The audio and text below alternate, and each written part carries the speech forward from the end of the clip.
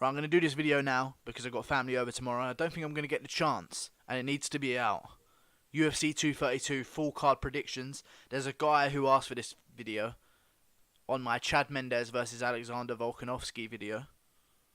I got you, bro. I got you, okay? Alright, we're doing it. UFC 232, starting with the early prelims. Right from the beginning of the night, we got Brian Kelleher versus Montel Jackson. I got my boy Montel Jackson. Brian Kelleher, he's a veteran of the game. He's a journeyman, and I think his time's about done. I think Montel Jackson, 6-1, young up-and-comer, black guy. Definitely going to put work on this old white boy. Anyway, welterweight. Next, in the early prelims, Curtis Millender versus Siar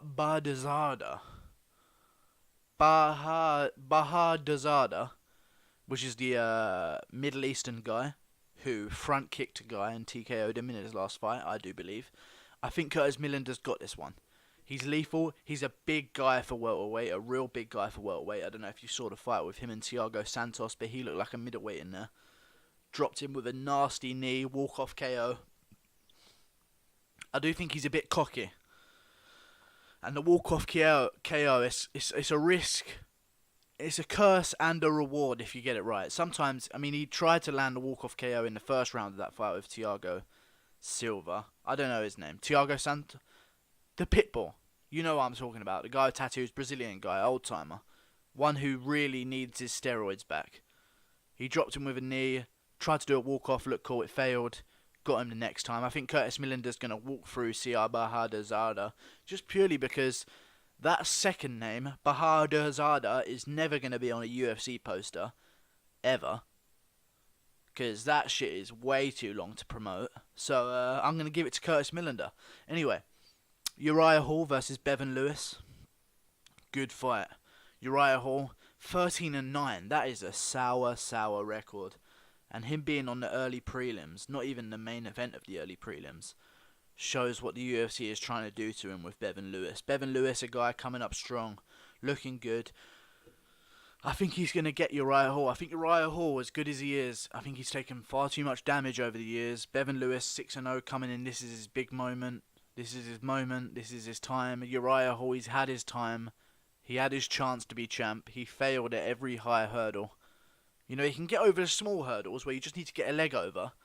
But then when the hurdle sort of goes up a bit, he just flops it every time, stacks into it, gets knocked out by Paulo Costa, which happened in his last fight. Nothing to be ashamed of. But I think I'm just going to go with a young blood yet again. And he's going to be the underdog. So if you want to make some money, bet on Bevan Lewis. I'd say that. He's undefeated. He's got the confidence. Moving on to the main event of the early prelims. Nathaniel Wood versus Andre Ewell. I don't give a fuck. I really don't give a fuck. I don't know who either of them were. I think Nathaniel Wood. I'll go with him. No racism. BJ Penn versus Ryan Hall. I've expressed my opinion on this fight. I don't want to see BJ Penn fighting again because, I mean, it's only a matter of time before he just literally walks in there and pulls his back out going for a double leg. You know what I mean? Like, you know what I mean? But I think I'm going to give him this win. Ryan Hall. I feel like he's been in the game forever, but he's 6-1. I don't know how that works. But I think BJ Penn's going to edge this win by decision. Or a knockout, and he's going to retire. Or he's going to call an end to his contract and see if he can get somewhere else like Bellator or some shit. But anyway, either way, after this fight, win or lose, I don't want to see BJ Penn fight again. Legend of the game. I remember watching him ages ago. One of my favourite fighters. First 2 division world champion. We get it, bro. Time to retire. Go to Hawaii. Put the little Hulu fucking necklaces on. Enjoy yourself at the beach. Retire. Bantamweight. Douglas Silva de Andrade versus Peter Yan. Again, I'm going to give it to Douglas Silva de Andrade because he has a nice little record for himself. 25-2. Solid fighter. Peter Yan, also a solid fighter. I think this is a pick'em fight. A very big pick'em fight. You can go either way with this, but I think that Andrade is going to get it done. Women's featherweight, Kat Zingano versus Megan Anderson. Very interesting fight. Very interesting fight. This actually tell a lot because Kat Zingano was a bantamweight. She's now moving up to featherweight. Megan Anderson is a fucking featherweight. If not, she's the first fucking UFC female lightweight because she's a big girl. Bigger than some male reach advantages in the featherweight division. Yeah, I think Megan Anderson's going to get this one done. I think Katzengano is going to look to clinch. Megan Anderson's going to be the bigger girl in there. All over it, knees and elbows from the clinch. And I think she's going to get the finish on Katzengano. I'd fuck both of them though. Moving on to the main event of the prelims. Andre Arlovski versus Walt Harris. I'm giving it to Walt Harris. It's hard to bet against Andre Arlovski because his chin seems to have gotten better over time. Which seems crazy to me because I remember the time when he was getting dinked off Fedor or knocked out straight away, you know. He gets clipped by Ngannou, fair enough. You get hit by Ngannou, you go out, you know. You get hit by Stipe Miocic, knocks him out. I think Andre Arlovski is a tough veteran. But I think Walt Harris is powerful enough to really clip his chin. Because that chin for Andre Arlovski is there, waiting to be touched. Like, it's literally his chin has a little mouth on it going, please fucking hit me, I'm waiting to go.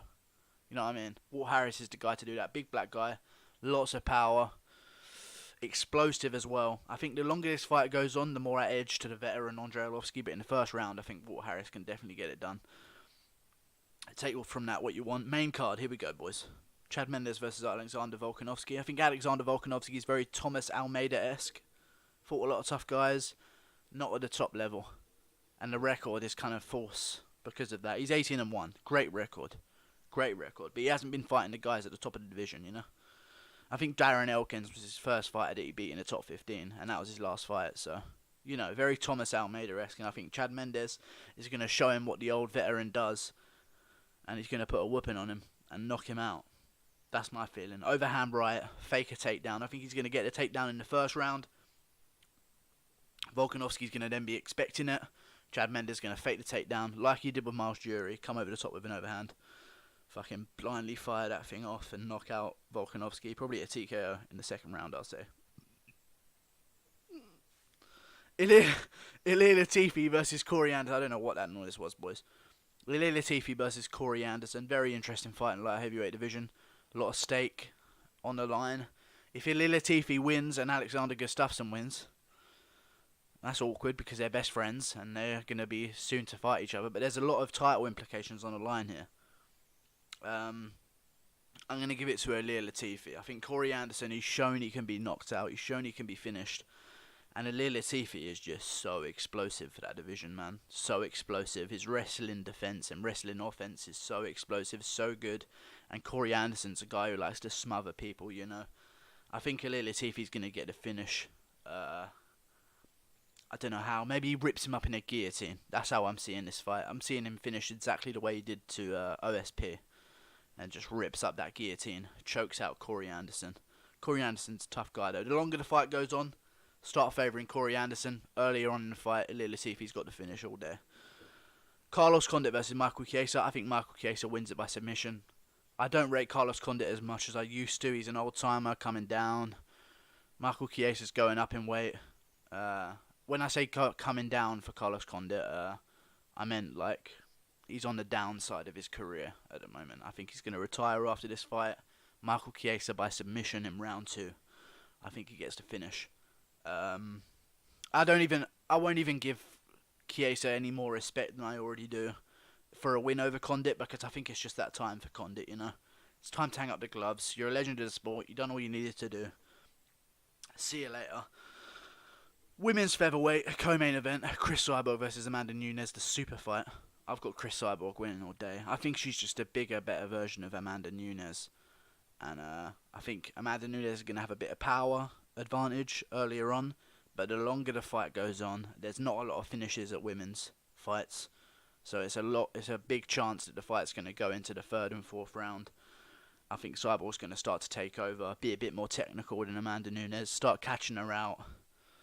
And yeah, she's used to carrying around the weight a bit more than Amanda Nunez is. So as longer the fight goes on, she's going to be able to control her energy a bit more, be a bit more efficient with her strikes, and really put a pounding on Amanda Nunez. Moving on to the main event, boys.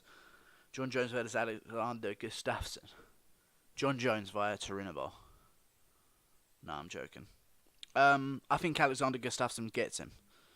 I think the hunger for John Jones just isn't there anymore. I think there's only so many... If there is a God, which I don't think there is, but if there is, there's no way they'd give John Jones this many chances. So, you know, I'm not saying anything, God. But if you're real, Alexander Gustafsson should win. I'm not saying anything to you, God. But if you are real, John Jones shouldn't really win this fight, should he? Let's be real. You know, I know it's like forgive everyone, but come on. John Jones, I think he's gonna get decisioned by Gustafsson.